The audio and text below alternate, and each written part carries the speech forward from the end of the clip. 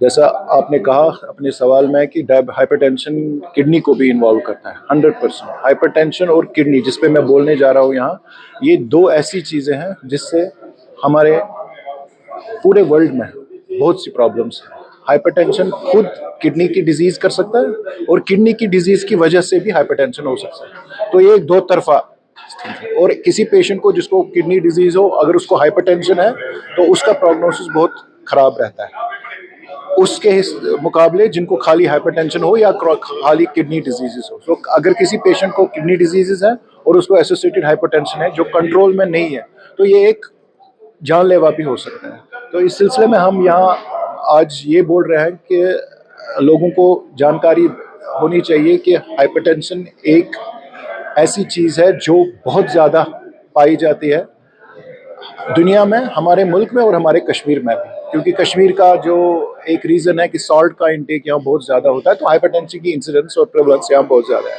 तो जिस पेशेंट को हाइपरटेंशन हो उसको चांसेस है कि उसको किडनी की डिजीज़ भी हो सके। तो इस हवाले से मैं ये कहना चाहता हूँ कि जिस पेशेंट को हाइपरटेंशन डायग्नोज हो वो फौरी अपने डॉक्टर साहब के साथ जाना चाहिए ताकि उसको अप्रोप्रिएट ट्रीटमेंट मिले जैसा कि डॉक्टर साहब उनको बोले। और उसके साथ साथ पहली मेडिकेशंस के पहले उसको लाइफस्टाइल चेंजेस करनी होती है, उसको डाइट में चेंजेस करनी होती है, साल्ट का कंटेंट कम करना होता है, फिजिकल एक्टिविटी करनी होती है, एक्सरसाइजेस करनी होती है। तो ये बहुत ज़रूरी है। लेकिन अगर उस चीज़ से हाइपरटेंशन ठीक ना हो तो उसके बाद ब्लड प्रेशर की मेडिकेशन जो है जो डॉक्टर साहब आपको बोलेंगे वो लेनी पड़ती है।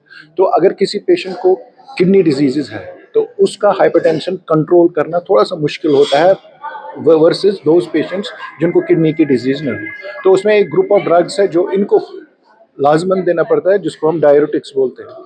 तो ये डायरेटिक्स इस पेशेंट को जिसको किडनी डिजीज़ हो या हाइपरटेंशन हो तो उनको लाजमन लेना पड़ता है।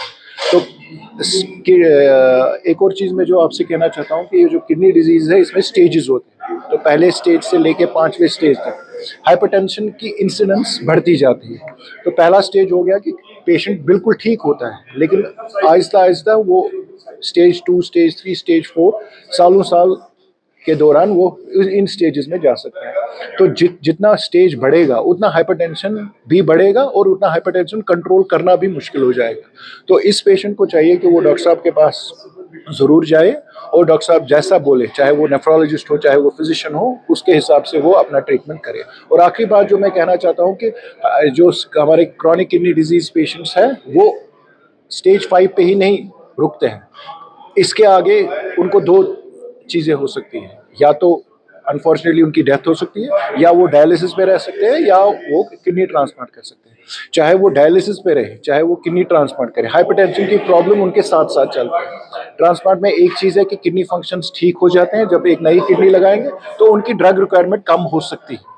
लेकिन जो पेशेंट डायलिसिस पे रहेगा उसको हाइपरटेंशन साथ रहता है और उसको दवाइयाँ लेनी पड़ती हैं। तो हमारी ये मैसेज है लोगों से कि अगर उनको हाइपरटेंशन है उनको अपने हाइपरटेंशन के बारे में बहुत ज़्यादा फिक्रमंद रहना चाहिए, डॉक्टर साहब के पास जाना चाहिए, फिजिकल एक्टिविटी करनी चाहिए, एक्सरसाइज करनी चाहिए, सॉल्ट इंटेक कम करना चाहिए और जो अप्रोप्रिएट मेडिकेशन डॉक्टर साहब उनको बोलेंगे वो लेनी चाहिए। मैंने बोला कि हमारा लाइफस्टाइल चेंज हो गया। 20 साल 30 साल पहले हम चलते थे वो बंद हो गया। अब हम या तो स्कूटर पे या तो गाड़ी लेके निकलते चलते हैं। तो मोस्ट इम्पॉर्टेंट थिंग है कि प्रिवेंशन। ये प्रिवेंट कैसे हम करें? जिसको फैमिली हिस्ट्री की हो हाइपरटेंशन की, उसको चांसेस होते हैं कि उसको हाइपरटेंशन ज़्यादा होते हैं। आपको चाहिए कि पहले प्रिवेंटिव एस्पेक्ट्स करें, अपना वजन ठीक रख लीजिए, अपना सॉल्ट इंटेक कम कीजिए, अपनी फिजिकल एक्टिविटी बढ़ा दीजिए। तो ये प्रिवेंटिव मेजर्स है। लेकिन अगर डॉक्टर साहब ने आपको देख के हाइपरटेंशन डायग्नोज किया और उसके बाद उन्होंने बोला कि आपको अब मेडिसिन लेनी है, तो उस सिलसिले में मैं यही कहूँगा कि उनको उस डॉक्टर साहब के पास लगातार जाना चाहिए और जो मेडिकेशन डॉक्टर साहब प्रिस्क्राइब करेंगे, फिजिकल एक्टिविटी, डाइट से और वेट रिडक्शन से चांसेस है कि ड्रग्स की रिक्वायरमेंट्स कम हो। तो ये हो सकता है। लेकिन प्रिवेंटिव एस्पेक्ट्स यही है जो हमने पहले भी आपको बोला कि diet, physical activity and weight loss.